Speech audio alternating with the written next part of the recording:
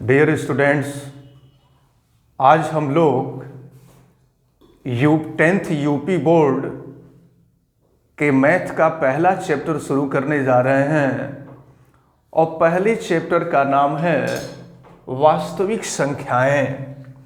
वास्तविक संख्याएं यानी कि रियल नंबर्स।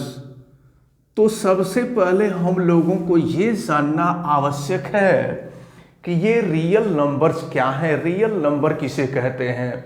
लेकिन रियल नंबर को जानने से पहले हम लोगों को परिमेय संख्याएं और अपरिमेय संख्याओं के बारे में पढ़ना होगा। तो शुरू में कुछ चीज़ें हम आपको बता देते हैं और फिर इसके बाद हम अपने एक्सरसाइज पे आएंगे। तो सबसे पहले हम लोगों को परिमेय संख्याओं के बारे में पढ़ना होगा। परिमेय संख्याएं, परिमेय संख्याएं, रेशनल नंबर, इनके बारे में हम पिछली कक्षाओं में पढ़ चुके हैं। क्लास 9th में हम लोग पढ़े हैं कि परिमेय संख्याएं क्या है, इसलिए इसको हम शॉर्ट में बताते हुए आगे बढ़ेंगे। रेशनल नंबर्स, परिमेय संख्याएं क्या है, ध्यान दीजिए। वे संख्याएं जिन्हें हम P/Q के पदों में लिख सकें। वे संख्याएं जिन्हें हम P/Q के पदों में लिख सकें और Q is not equal to 0, जहां P कोई पूर्णांक होगा और Q भी कोई पूर्णांक होगा। तो P/Q को हम कहेंगे रेशनल नंबर यानी कि परिमेय संख्याएं। अब परिमेय संख्याओं के कुछ उदाहरण आपके दिमाग में होनी चाहिए, जैसे ये 2/3 है, 4/7 है, 5/8 है। तो ये सभी परिमेय संख्याएं हैं। लेकिन एक बात आपको ध्यान देना होगा कि परिमेय संख्याओं में कोफैक्टर नहीं होना चाहिए, सहभाज्य संख्या नहीं होनी चाहिए। जैसे मान लीजिए अगर हम कहें 6/18, तो आपको देखने में लग रहा होगा कि 6/18 एक परिमेय संख्या है, लेकिन ये परिमेय संख्या नहीं है, क्योंकि दोनों में एक कॉमन फैक्टर 6 है। 6 से ये भी डिवाइड हो जाएगा, 6 से ये भी डिवाइड हो जाएगा। तो अगर 6 से इसको हम कट कर देंगे तो ये हो जाएगा 1/3। तो 1/3 को हम रेशनल नंबर कहेंगे, परिमेय संख्या कहेंगे, लेकिन 6/18 परिमेय संख्या नहीं है। इस बात को हम लोग क्लास 9th में पढ़ चुके हैं। चूंकि पहला चैप्टर आपका चल रहा है और शुरू का चल रहा है, इसलिए आप पहले क्या पढ़े हैं, क्या जाने हैं, उसको बताया जा रहा है। अब इसके बाद परिमेय संख्याओं के बाद आता है अपरिमेय संख्याएं। अपरिमेय संख्याएं, इरेशनल नंबर, इरेशनल नंबर्स। तो इरेशनल नंबर्स क्या हैं, अपरिमेय संख्याएं क्या हैं, इसको आप ध्यान दीजिए। तो देखें, अपरिमेय संख्याएं वे संख्याएं जिन्हें P/Q के पदों में न लिखा जा सके। वे संख्याएं जिन्हें P/Q के पदों में न लिखा जा सके, उन्हें हम अपरिमेय संख्याएं कहते हैं। जैसे √2 है, √3 है, √5 है, √6 है। ये सब अपरिमेय संख्याएं हैं। लेकिन अगर हम बात करें √4 की, तो 4 का स्क्वायर रूट निकलता है और 4 का स्क्वायर रूट हो जाएगा 2, और 2 को हम लिख सकते हैं 2/1, यानी ये P/Q के फॉर्म में हो जाएगा। और जब ये p/q के फॉर्म में हो जाएगा तो ये रेशनल नंबर हो जाएगा, ये परिमेय संख्या हो जाएगी। तो दूसरे शब्दों में हम कह सकते हैं कि जिनका वर्गमूल नहीं निकलता है, वे संख्याएं जिनका वर्गमूल नहीं निकलता है वे अपरिमेय संख्याएं हैं, और जिनका वर्गमूल निकलता है वो परिमेय संख्याएं हैं। अब इसी का एक उदाहरण पाई है जो कि काफ़ी इम्पोर्टेंट है, और ये हमेशा आपसे पूछा जाता है। पाई के बारे में हमेशा पूछा जाता है कि पाई परिमेय है कि अपरिमेय है। तो ये आप क्लास 9th में भी पढ़े थे, इसको आप सभी लोग अपने दिमाग में रखे रहिएगा कि पाई की जो वैल्यू होती है 22/7 होती है, और यह एक अपरिमेय संख्या है। अब हम आपको बताएंगे कि वास्तविक संख्याएं क्या है। What is the definition of real numbers, वास्तविक संख्याओं की क्या परिभाषा है। तो परिमेय और अपरिमेय संख्याओं के संयुक्त रूप को, यानी वे संख्याएं जिनमें परिमेय तथा अपरिमेय दोनों ही संख्याएं शामिल होती हैं, उन्हें हम कहते हैं वास्तविक संख्याएं। तो ये जो पीछे की चीजें हैं जिसको हम क्लास 9th में पढ़े थे, आप लोग क्लास 9th में पढ़े थे कि परिमेय संख्या किसे कहते हैं, अपरिमेय संख्या किसे कहते हैं, फिर वास्तविक संख्या किसे कहते हैं, आप सभी लोग अच्छी तरह से समझ गए होंगे। क्यों, क्लियर हुआ? आप बोलिए साथ में, हमारे जब पूछें तो बोलिए।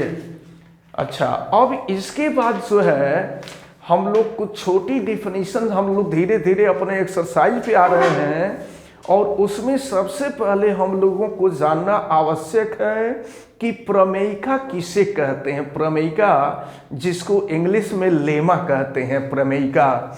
तो अब इसके बारे में भी जानना आपको आवश्यक होगा कि प्रमेयिका क्या है। तो हेडिंग आप डाल लें प्रमेयिका। प्रमेयिका जिसे हम लेमा कहते हैं, लेमा, प्रमेयिका। तो देखिए प्रमेयिका होता क्या है, यह एक सिद्ध किया हुआ कथन होता है। प्रमेयिका एक सिद्ध किया हुआ कथन होता है, और इसका उपयोग अन्य कथन को सिद्ध करने में किया जाता है। इस चीज को आप अच्छी तरह से दिमाग में रखे रहेंगे कि प्रमेयिका क्या है बेटा, यह एक सिद्ध किया हुआ कथन होता है, और इसका उपयोग अन्य कथनों को सिद्ध करने में किया जाता है। जैसे मान लीजिए आपको पहले से ही पता है कि 2+3 जो होता है 5 होता है, ये आपको पहले से ही पता है। तो 2+3 5 होता है, ये सिद्ध किया हुआ कथन है, और इसका हम उपयोग जब क्वेश्चन सॉल्व करेंगे तो क्वेश्चंस को सॉल्व करने में हम लोग इसका उपयोग करेंगे। तो प्रमेयिका अब आप समझ गए। अब इसमें एक छोटा सा टर्म आता है एल्गोरिथम। एल्गोरिथम के बारे में भी हम लोगों को जानना आवश्यक है कि एल्गोरिथम क्या है। एल्गोरिथम, एल्गोरिथम, एल्गोरिथम,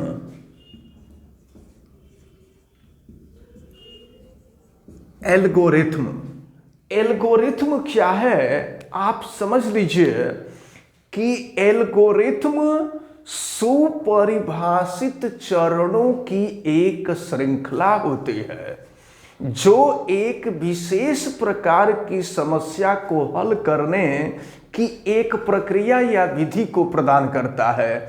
हम शॉर्ट में अगर आपको बता दें तो शॉर्ट में आप समझ लीजिए कि किसी भी क्वेश्चन को सॉल्व करने का जो मेथड होता है, जिस मेथड से हम किसी क्वेश्चन को सॉल्व करते हैं, उसे ही एल्गोरिथम कहते हैं। अब प्रश्न ये उठता है कि यह शब्द एल्गोरिथम कहाँ से आया है। तो हम आपको बता दें कि एक पर्शियन मैथमेटिशियन थे। पर्शियन मैथमेटिशियन यानी फारसी गणितज्ञ थे, जिनका नाम था अल ख्वारिज़मी। अल ख्वारिज़मी, अल ख्वारिज़मी, अल ख्वारिज़मी ये फारसी मैथमेटिशियन थे, पर्शियन मैथमेटिशियन थे। इन्होंने एक पुस्तक लिखा था जिस पुस्तक का नाम था हिसाब अल बसर, हिसाब अल जबर, अल जबर व अल मुकाबला।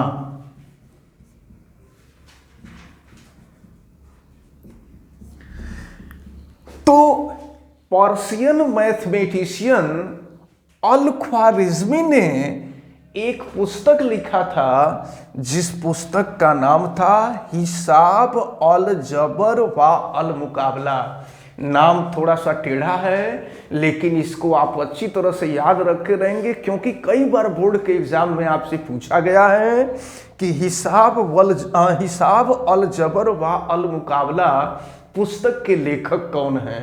तो आपको अच्छी तरह से याद रखना होगा कि ये अल ख्वारिज़मी के द्वारा लिखा गया है। चूंकि इस पुस्तक का नाम हिसाब अल जबर, तो ये जो अल जबर शब्द है, अल जबर से ही बीज गणित की अंग्रेजी होती है अलजेब्रा। अलजेब्रा बीज गणित की अंग्रेजी होती है अलजेब्रा। तो ये जो अलजबर शब्द है, अलजबर शब्द से ही अलजेब्रा शब्द की उत्पत्ति हुई है।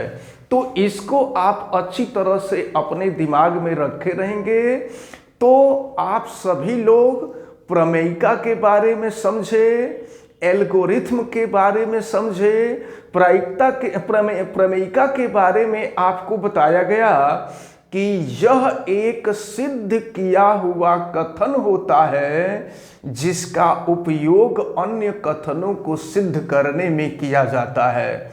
और फिर इसके बाद आपको एल्गोरिथम के बारे में बताया गया कि एल्गोरिथम सुपरिभाषित चरणों की एक श्रृंखला होती है जो एक विशेष प्रकार की समस्या को हल करने की प्रक्रिया या विधि को प्रदान करती है। और फिर आपको बताया गया कि शब्द एल्गोरिथम 9वीं शताब्दी के फारसी गणितज्ञ अल ख्वारिज़मी के नाम से लिया गया है। एल्गोरिथम शब्द जो है अल ख्वारिज़मी के नाम से लिया गया है और उनके द्वारा एक पुस्तक लिखी गई जिसका नाम था हिसाब अल जबर व अल मुकाबला, उससे अलजेब्रा शब्द उत्पन्न हुआ है। अब जिन सब चीज़ों के लिए इतनी बातें हमने आपको बताया, उसमें अब सबसे पहले पढ़ना है हम लोगों को यूक्लिड विभाजन प्रमेयिका। तो अब आप सभी लोग हमारे साथ हेडिंग डालेंगे। इतनी बातें तो पहले की चीज़ थी, पुरानी चीज़ें थी। अब हम आते हैं अपने सिलेबस पर। हेडिंग डालिए सब लोग, यूक्लिड विभाजन प्रमेयिका। हेडिंग डालिए यूक्लिड विभाजन। हेडिंग डालो बेटा, यूक्लिड विभाजन प्रमेयिका।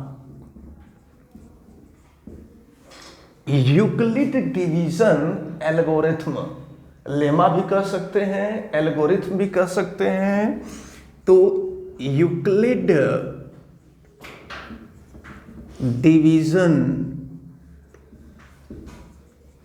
यूक्लिड डिवीजन एल्गोरिथम या एल्गोरिथम भी कर सकते हैं। एक चीज हम आपको बता दें कि जब कभी भी आप हेडिंग डाले तो हेडिंग की इंग्लिश भी लिखना ज़रूरी होता है, क्योंकि एग्जामिनर की या हमारे भारतीय परंपरा की ये एक तरह से विडंबना ही कह लीजिए कि हिंदी को जब इंग्लिश में बताया जाता है तो ऐसा माना जाता है कि हमारा स्टूडेंट काफ़ी इंटेलिजेंट है, तो इसलिए इंग्लिश भी लिख देना नेसेसरी होता है। इंग्लिश को भी हम लिख दिया करेंगे। तो यूक्लिड विभाजन प्रमेयिका यानी यूक्लिड डिवीजन एल्गोरिथ्म। अब यूक्लिड डिवीजन एल्गोरिथ्म का स्टेटमेंट क्या है, सबसे पहले इसके स्टेटमेंट को हम लोग देखेंगे और स्टेटमेंट आप नोट करें। दो धनात्मक, नोट करिए हमारे साथ, दो धनात्मक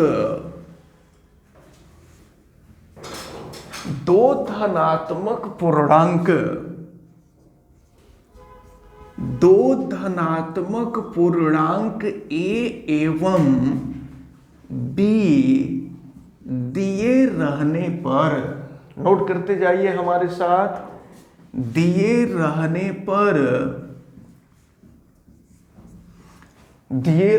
पर ऐसी अद्वितीय पूर्ण संख्याएं, ऐसी अद्वितीय पूर्ण संख्याएं, अद्वितीय पूर्ण संख्याएं Q और R विद्यमान है, Q और R विद्यमान है। नोट करते जाइए हमारे साथ। अभी इसको समझाते हैं, इसके पूरे स्टेटमेंट को कि इसका मतलब क्या हुआ। विद्यमान है कि A is equal to BQ plus R, A is equal to BQ plus R, where 0 is less than or equal to R is less than B। तो अब समझें इसका क्या मतलब हुआ। ये इसका स्टेटमेंट रहा। यूक्लिड विभाजन प्रमेयिका अगर आपसे पूछा जाता है तो यूक्लिड विभाजन प्रमेयिका यानी यूक्लिड डिवीजन एल्गोरिथ्म के बारे में आपसे पूछा जाएगा तो आप बताएंगे कि यदि दो धनात्मक पूर्णांक A और B हमें ज्ञात हो, समझे बेटा, यदि दो धनात्मक पूर्णांक A एवं B हमें ज्ञात हो या दिया हुआ हो तो ऐसी अद्वितीय पूर्ण संख्याएं Q और R विद्यमान हो कि A is equal to BQ plus R हो, 0 इज लेस देन और equal to R is less than B। अब हम आपको सबसे पहले बता दें कि देखिए, जब आप किसी संख्या को, सपोज कीजिए आप 5 को डिवाइड कर रहे हैं 2 से, अगर आप 5 को डिवाइड कर रहे हैं 2 से तो बताइए कितनी बार डिवाइड होगा, बोलिए आप लोग। हाँ, 2 बार डिवाइड होगा, 2 टाइम डिवाइड होगा, 2 2 = 4 और यहाँ आ जाएगा आपका 1। तो एक चीज मैं आपको बता दूं कि ये जिस संख्या में हम भाग देते हैं, निचली कक्षाओं में आप इसके बारे में पढ़े हैं, जिस संख्या में हम भाग देते हैं उसे कहते हैं डिविडेंड, ठीक ना, उसे डिविडेंड कहा जाता है। बात समझ में आ रही है। डिविडेंड यानी इसको हिंदी में कहते हैं भाज्य, डिविडेंड।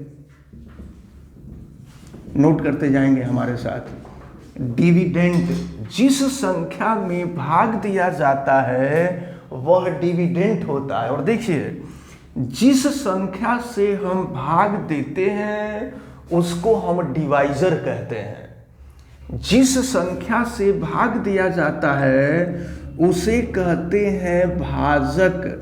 हम आपको ये उदाहरण लेकर के समझाने जा रहे हैं कि यूक्लिड विभाजन प्रमेयिका क्या है। तो देखिए, जिस संख्या से भाग देते हैं वो भाजक यानी डिवाइजर होता है, डिवाइजर। और एक चीज और हम आपको बता दें कि भाग देने के बाद जितनी बार भाग जाता है उसे हम कहते हैं भागफल, हिंदी में कहते हैं भागफल, और इंग्लिश में हम कहा करते हैं कोसेंट। ठीक ना, इंग्लिश में हम कोसेंट कहा करते हैं, कोसेंट। स्पेलिंग आप अच्छी तरह से तैयार किए रहेंगे, QUOTIENT, कोसेंट। और ये भाग देने के बाद जो बचता है इसको हम कहते हैं शेषफल, यानी जिसको इंग्लिश में कहा जाता है रिमाइंडर। ये है रिमाइंडर। अब जरा आप ध्यान पूर्वक समझें। आप निचली कक्षाओं में क्लास 8 वगैरह में आपने देखा होगा, आपको ये चीज बताई गई होंगी। देखिए, ये जो 5 है, ये 5 इक्वल होता है किसके? देखिए, जब हम भाजक और भागफल दोनों का गुणा कर देते हैं, ध्यान दीजिएगा, भाजक और भागफल दोनों का गुणा कर देते हैं और दोनों का गुणा करके उसमें जो रिमाइंडर होता है, रिमाइंडर को हम जोड़ देते हैं, रिमाइंडर को हम ऐड कर देते हैं। अब जरा आप ध्यान देंगे, अब हम आपको बता रहे हैं कि कैसे ये यूक्लिड विभाजन प्रमेयिका है। तो जो भाज्य होता है, भाज्य को हम ए से रिप्रेजेंट करते हैं। जो भाज्य होता है, भाज्य को हम ए से रिप्रेजेंट करते हैं। ये ए यानी हमारा जो बड़ी संख्या होती है, याद रख रहिएगा, क्योंकि हम यहां से आपको बताएंगे एचसीएफ निकालना। ये जो यूक्लिड डिवीजन एल्गोरिथम है, यूक्लिड डिवीजन एल्गोरिथम का यूज हम लोग मॉसअप, जिसको हिंदी में कहते हैं मॉसअप, इंग्लिश में कहते हैं एचसीएफ। मॉसअप यानी महत्तम समापवर्त, एचसीएफ का मतलब होता है हाईएस्ट कॉमन डिवाइडर। एचसीएफ का मतलब हाईएस्ट कॉमन फैक्टर, ठीक ना, हाईएस्ट कॉमन फैक्टर।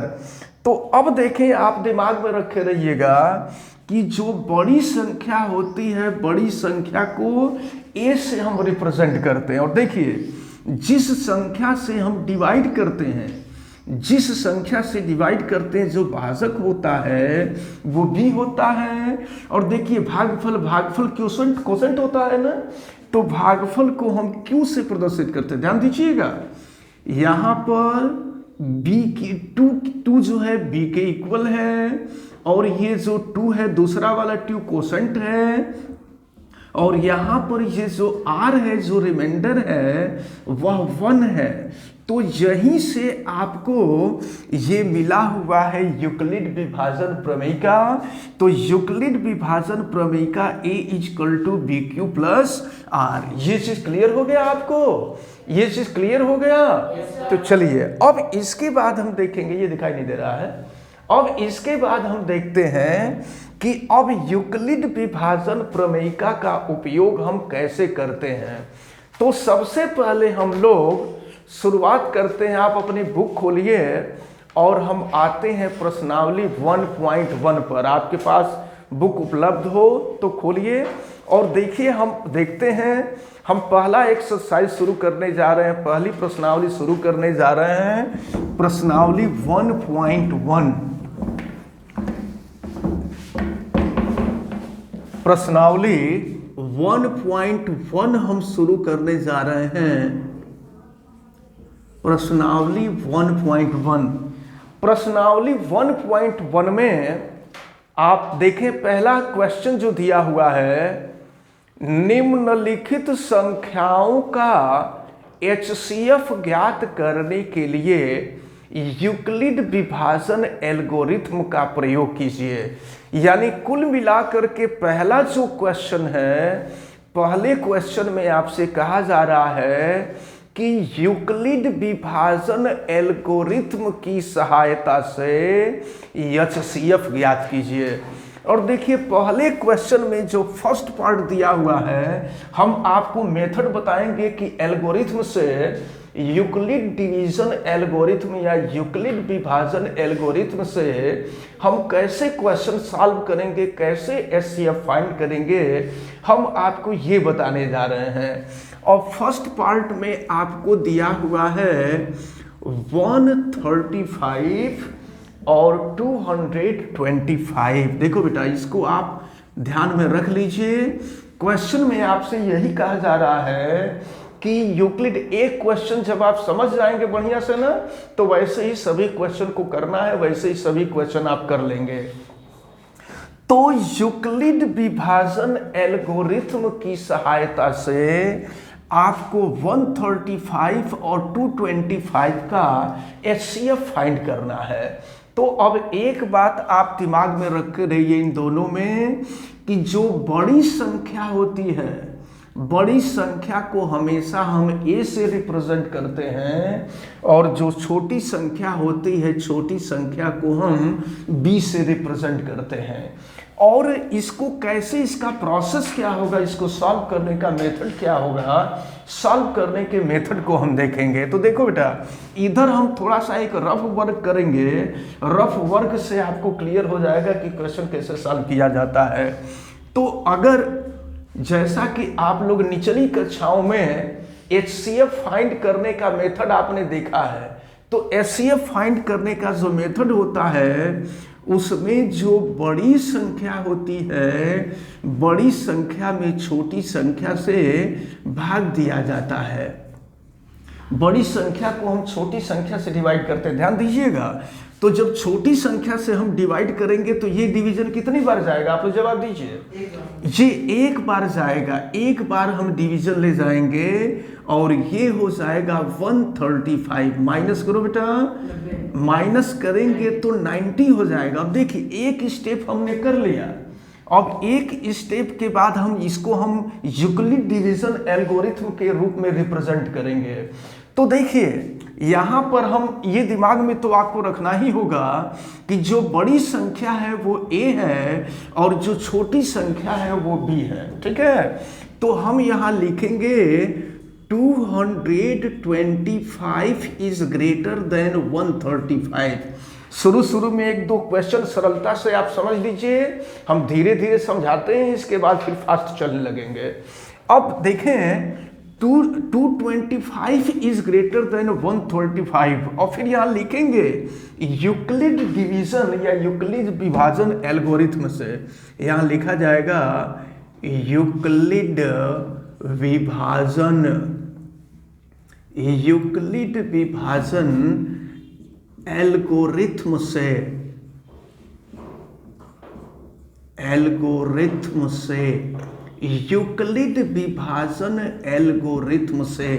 अब देखिए जो काम हम लोग पहले किए हैं वही करेंगे। देखिए ये बड़ी संख्या 225 ए है, देखो बेटा यहाँ आप देख लीजिए क्या है, जो बड़ी संख्या 225 है यह ए है, और जिससे जो छोटी संख्या है वो बी है। और ध्यान देना यहाँ पर कोसेंट Q है 1 है और रिमाइंडर R है। तो देखिए यूक्लिड विभाजन एल्गोरिथम के रूप में लिखेंगे और यूक्लिड विभाजन एल्गोरिथम A = BQ + R के फॉर्म में लिखेंगे। तो अब देखिए A के जगह पे 225 है और B के जगह पे हो जाएगा 135 और इंटू Q के जगह पे हो जाएगा +1 और ये R के जगह पे हो जाएगा 90। इसको सॉल्व करके देखिएगा। अगर 135 को 1 से मल्टीप्लाई करके उसमें 90 प्लस कर देंगे तो ये 225 आ जाएगा। ये तो कंफर्म है आपको ना। अब देखिए जब तक रिमाइंडर 0 नहीं आएगा तब तक हम डिवाइड करते रहेंगे। यहाँ पर लिखा जाएगा, देखिए ये रिमाइंडर 90 है लिख देंगे r is not equal to 0, यानी ये जो रिमाइंडर है रिमाइंडर 0 नहीं आया है। तो रिमाइंडर 0 नहीं आया है तो इस प्रोसेस को हम फिर आगे बढ़ाएंगे। और अब देखिए क्या है, अब हमारे पास दो संख्याएं, ध्यान देना बेटा, अब हमारे पास दो संख्याएं हैं। अब एक संख्या 90 है और दूसरी संख्या 135 है, समझ रहे हैं। अब इसमें जो छोटी संख्या है वो 90 है और बड़ी संख्या 135 है। तो अब देखिए, अब यहाँ पे क्या हो जाएगा, पुनः जब तक r 0 नहीं होगा तब तक इस प्रोसेस को हम आगे बढ़ाते रहेंगे। अब देखिए फिर ये हो गया पुनः, अब यहाँ पर हो जाएगा a इजकल टू हो जाएगा 135 और b इजकल टू हो जाएगा 90। अब 90 से डिवाइड करेंगे, देखिए 90 से डिवाइड कर रहे हैं तो 90 से डिवाइड कर रहे हैं 135 में, देखिए कितनी बार डिवीजन होगा बताइए, एक बार। ये भी वन टाइम डिवाइड होगा तो यहाँ आ जाएगा 90, माइनस करिए कितना होगा बेटा, ये हो जाएगा 45। और देखिए एक स्टेप हुआ तो जितना स्टेप करते हैं उस स्टेप को लिखते जाते हैं। सुनिए, पहला स्टेप हुआ तो हम इतना लिखे, अब दूसरा स्टेप हुआ तो फिर इसको लिखेंगे। और देखिए ये हो गया आपका 135 इजकल टू, देखिए 90 इंटू 1 प्लस हो जाएगा 45। देखो बेटा सामने ये है a equal to B Q plus R, और r की वैल्यू 45 है, r 0 नहीं आया है। और जब तक 0 नहीं आएगा, देखिए यहाँ लिखेंगे r is not equal to 0। जब तक r की वैल्यू 0 नहीं आएगी तब तक हम यूक्लिड डिवीजन लेमा का यूज करते रहेंगे या यूक्लिड डिवीजन एल्गोरिथम का यूज करते रहेंगे। अब फिर इसके बाद जो है हम यहाँ पर लिखेंगे पुनः, यहाँ लिखा जाएगा पुनः यूक्लिड